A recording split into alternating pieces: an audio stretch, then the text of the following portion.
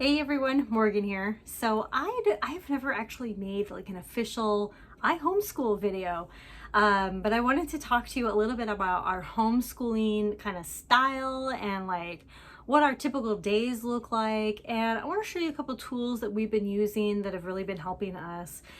Our homeschooling is, I would say the closest that I could think that it relates to the style would be unschooling.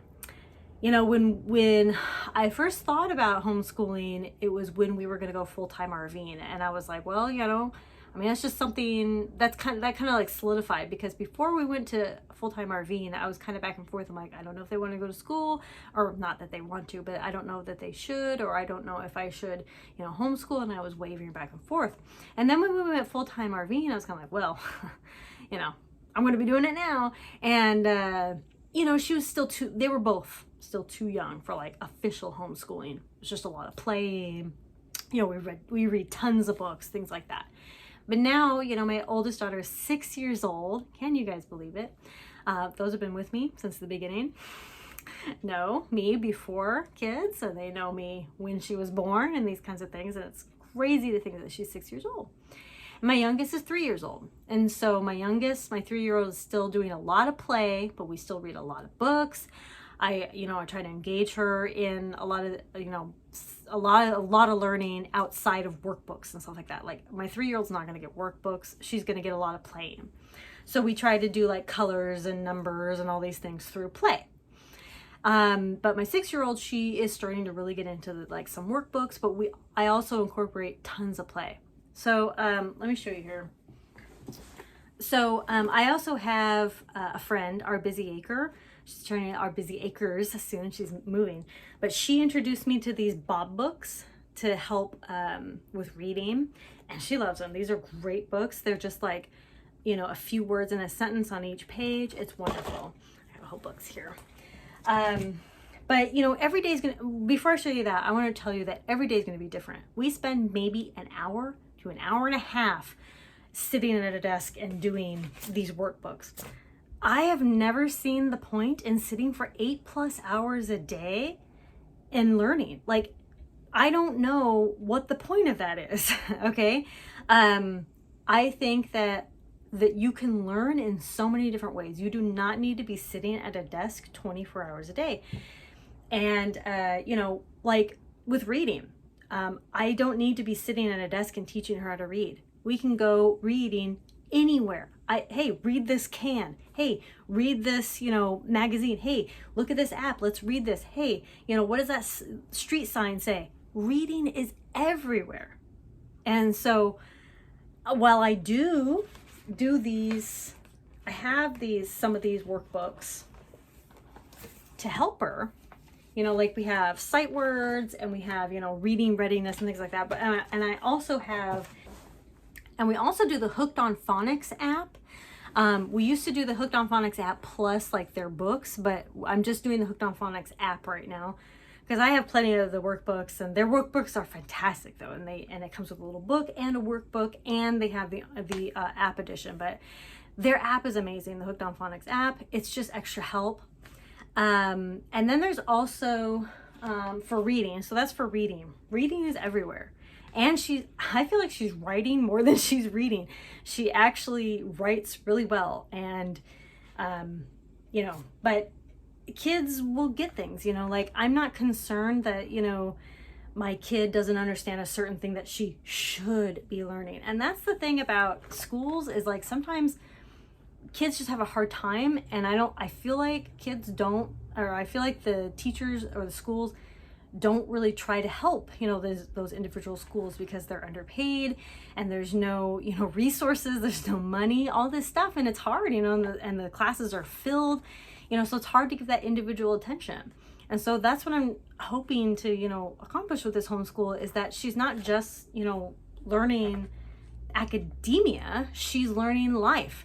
So, we do these books, for help adding and subtraction, but I don't just do that. I do, hey, how many markers are there? Hey, let's count these rocks. How many rocks do you have? Hey, if I take 10 rocks away, how many rocks do you have now? Counting is everywhere. And, same with colors and everything. Like, you can learn so much through just life. And anyway, like the other day we were walking and she saw the stop sign. She says, that says stop. Obviously she probably knows because of that, but then we told her, well, how do you spell stop? And so, you have to kind of reinforce it and stuff like that. But that's a start. It's her recognizing things in this world, And so one day it'll be, maybe super structured. The next day it'll be, hey, we're going to do this cool science experiment with a little bit of reading. The next day it's going to be, hey, let's do a bunch of art.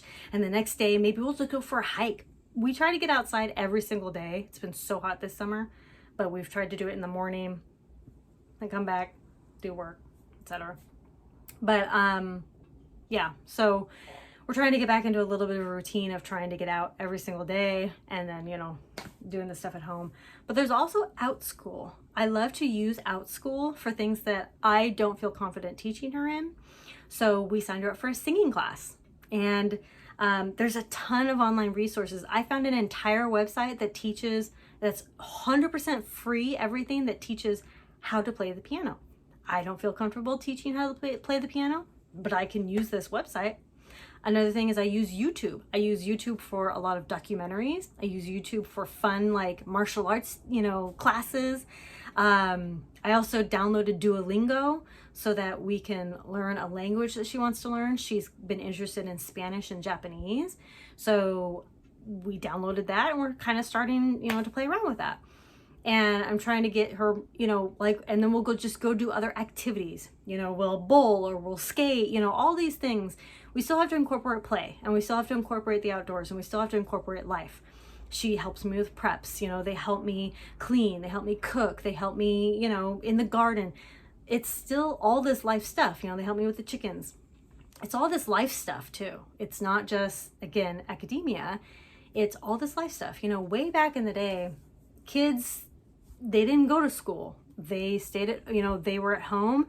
They helped with the farm or the gardening, depending on what era we're talking about. They helped with the fishing and the hunting, and they helped, weave baskets. They helped take care of the animals. They helped in every aspect of life. And I want to teach those skills along with, all of the modern, education that is important. Math is important, reading, writing, those are all very important things.